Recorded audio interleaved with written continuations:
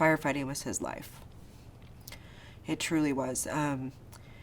If he wasn't with his 4 kids or his family, then it was a call come out, he was there. He missed very few calls. That's just something that he really loved to do. I think that my brother was a very big asset to the department.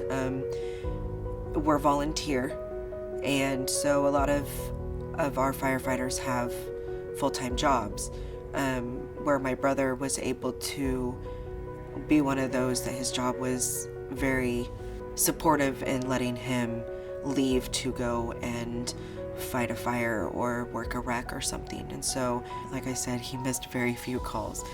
He was there all the time. You know, we were at Christmas and a call would go out and, you know, he's like, gotta go. And just, you know, off he goes, and then he'd return, you know.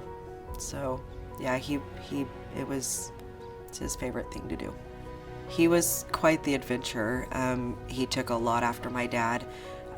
So my dad raced dirt track cars and did the demolition derby and went fishing and firefighting. And my mom was an EMT for 27 years, along with my dad being a firefighter for 27 years. So he just kind of followed in the footsteps. So he really loved racing his dirt track cars and took his kids for rides all the time. Loved to go fishing. And his youngest son, Easton, he loves to fish.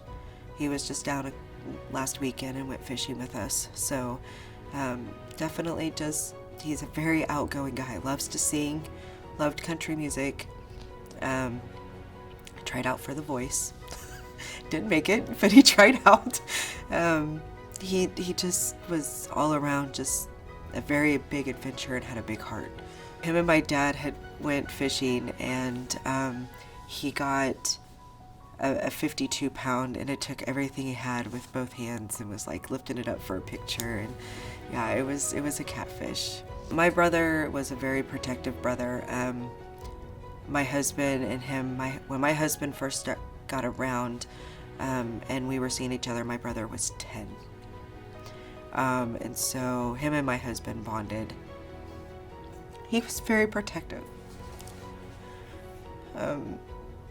He was a great uncle to my sister's kids.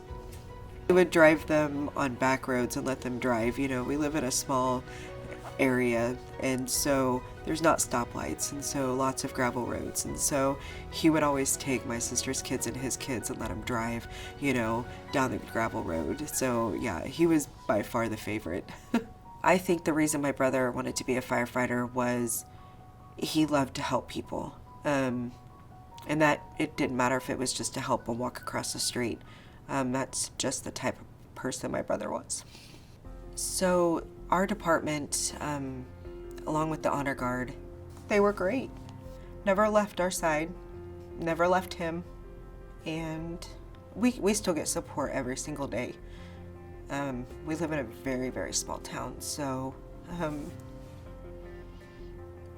there's always that reminder. And my husband is on the fire department as well, so it's a constant reminder when we go down to the station, you know. They still have his pictures and everything up, so they're still supportive. It's definitely helped. I think one of my favorite moments, he was a really bad redneck, and we'd go to my sister's for the 4th of July, and he had these American flag short coveralls, and he would not wear a shirt with it, and he had his weird cowboy hat on it, and boots, you know, and I mean, he just so bad, looked like a redneck, and he's pretending to dance on, you know, a canopy, and just all around, just walking around everybody that was there and just singing and just being goofy. And you know, I have so many favorites of his. He was just all around just a fun guy. Probably one of the most kind and loving person you'll ever meet. Yeah, he just was all around an amazing guy. Always laughing, all about his kids. He has 4 kids that he left behind. Just fun and outgoing. After he passed, we've had a lot of people come up to us and say, my car broke down on the side of the highway, and your brother was coming back from the city and stopped and helped me.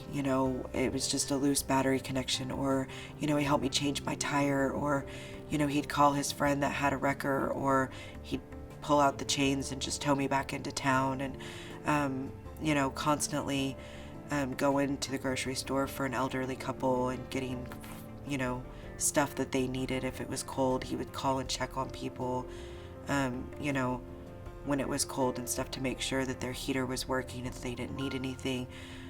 So many people have came and told us so many stories that we had no idea that he even did.